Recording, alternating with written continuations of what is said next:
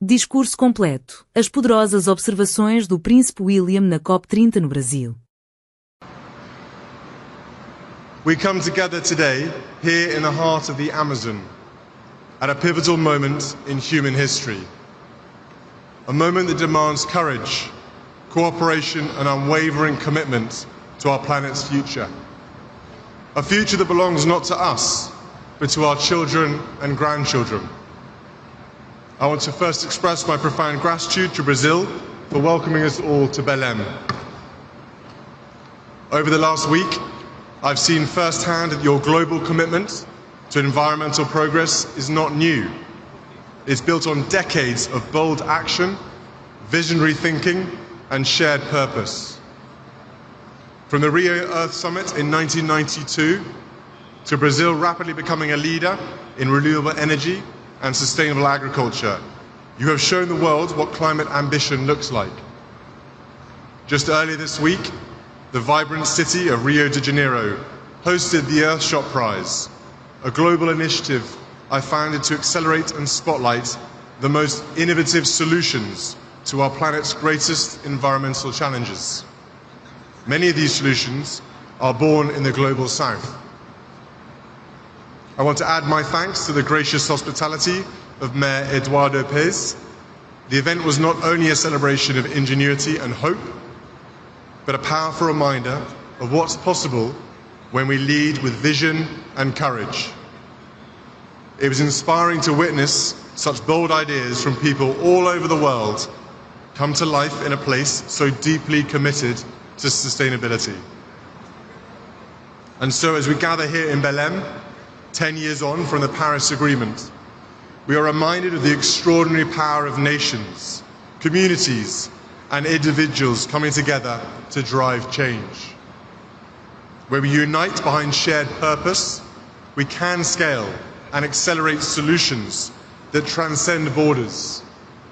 Solutions that give us hope and fill us with optimism for the future.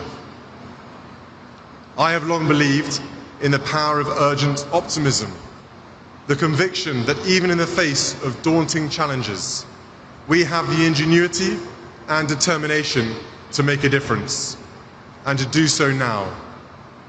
I grew up with my father, the King, talking about the power of nature and the importance of harmony in the natural world, a subject he has championed for over 5 decades. It's a privilege to also represent him here today, as well as everyone else who has championed this cause for so many years. All of us here today understand that we are edging dangerously close to the Earth's critical tipping points, thresholds beyond which the natural systems we depend on may begin to unravel. The melting of polar ice, the loss of the Amazon, the disruption of ocean currents. These are not distant threats. They are fast approaching and will affect every one of us, no matter where we live. Communities around the world are already facing rising seas, extreme heat, wildfires, floods, droughts, and increasing frequency of extreme weather.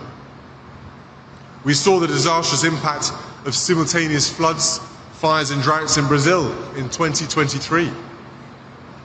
Just this year, I visited the Welsh town of Pontypridd with my wife Catherine, where the community is still recovering from devastating floods. I met families who had lost their homes, their possessions, and their sense of security. One resident told me how the river that once brought life to the town had become a source of fear. Their resilience was deeply moving. It was also a powerful reminder that climate change is not a distant threat. It is affecting lives across the UK and across the world, from small towns to major cities, from coastal communities to inland regions. No corner of the globe will be unaffected. These impacts pose risks to growth, security and well-being in all countries. But we know that these risks often fall hardest on those who contributed least to the crisis. This demands urgent, coordinated action. We must ask ourselves, what legacy do we wish to leave? Because the impact of all our choices will be felt by us all around the world, in the safety of their homes, the stability of their livelihoods, and the health of the natural world that sustains us all. The road ahead will be tough. We must transform the way we power our lives, produce our goods, move from place to place, and care for our land. But this is not just a challenge, it is a profound opportunity. An opportunity to build cleaner economies, restore nature, and improve the health and well-being of communities everywhere. It is an opportunity to grow our economies, develop new technologies, and create secure and affordable energy systems that are central to our future prosperity and security. Action on climate not only protects future generations, but is a powerful engine to create better jobs and lives today. We need to work together to build resilience from the escalating costs of climate change and become nature positive. This means incentivizing protection and restoration, not destruction. It means recognizing nature's true value, not only in economic terms, but in its ability to sustain life, culture, and community for everyone to enjoy. As we stand together in the heart of the Amazon, a region not only vital to global climate stability, but also home to indigenous communities who have safeguarded these forests for generations, we are reminded that true climate leadership means listening to those who have lived in harmony with nature and empowering them as stewards of the planet's most precious ecosystems. At London Climate Action Week, I convened governments, philanthropists, and indigenous leaders to issue a call to action for land tenure and forest finance pledges to be delivered at COP30 here in Brazil. That call to action continued through New York Climate Week in September and brings us here to Belém, where we must listen to the voices and leadership of indigenous people and local communities who care for half of the world's land and a third of its remaining intact forests. Their territories are vital to climate mitigation and biodiversity preservation. Yet only 11% of this land is legally recognized. Where indigenous people and local communities have secured land rights, deforestation is lower, biodiversity is richer, and carbon is better stored. Yet nearly 800 million hectares of their land remain unrecognized. 10-year security empowers communities to resist harmful projects and pursue sustainable livelihoods. This is not just a moral imperative, it's a practical climate solution to the climate and biodiversity challenges our planet faces. Let us build a future where indigenous people and local communities are recognized as global climate leaders, where their rights are protected, their voices heard, and their knowledge respected as vital to the health of our planet. This week in Rio, I had the privilege of meeting representatives from indigenous people and local communities at events hosted by the Earthshot Prize and the Royal Foundation's United for Wildlife programme. Their connection with and tireless efforts to protect nature are nothing short of inspiring.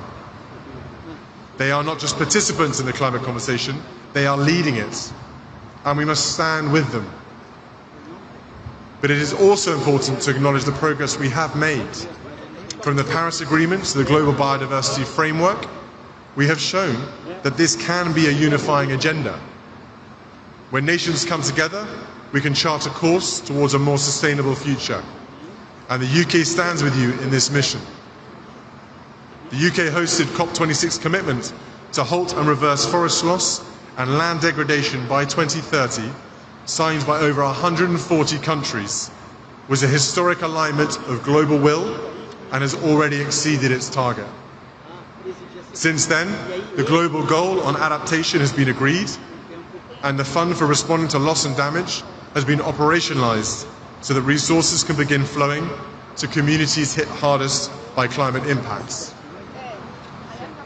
The COP26 Indigenous Peoples and Local Communities Forest 10-year pledge has already exceeded its target of $1.7 billion, with over $1.86 billion supporting strengthening forest communities. Climate finance is growing. Action is being taken on emissions. Renewable clean energy is expanding at record pace, creating thousands of new jobs and boosting economies around the world. Countries are embedding nature into climate strategies, launching national adaptation plans, and investing in nature-based solutions. These are not just policies, they are lifelines. Brazil's proposal for the Tropical Forests Forever Fund is a visionary step toward valuing nature's role in climate stability. That is why it was an Earthshot Prize finalist this year. The initiative recognizes that climate and nature must be addressed together, not in silos, but in synergy. The science is clear.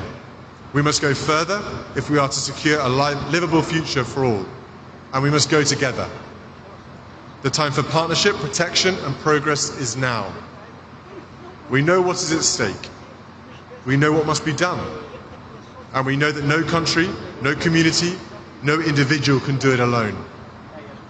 Our children and grandchildren will stand on the shoulders of our collective action. Let us use these inspiring surroundings here in the heart of the Amazon to rise to meet this moment, not with hesitation, but with courage, not with division, but with collaboration, not with delay, but with decisive commitment. Let us honor the leadership of those who have long protected the planet, indigenous peoples and local communities, and walk forward together.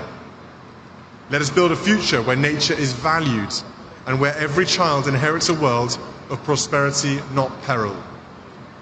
Let us rise to this moment with the clarity that history demands of us.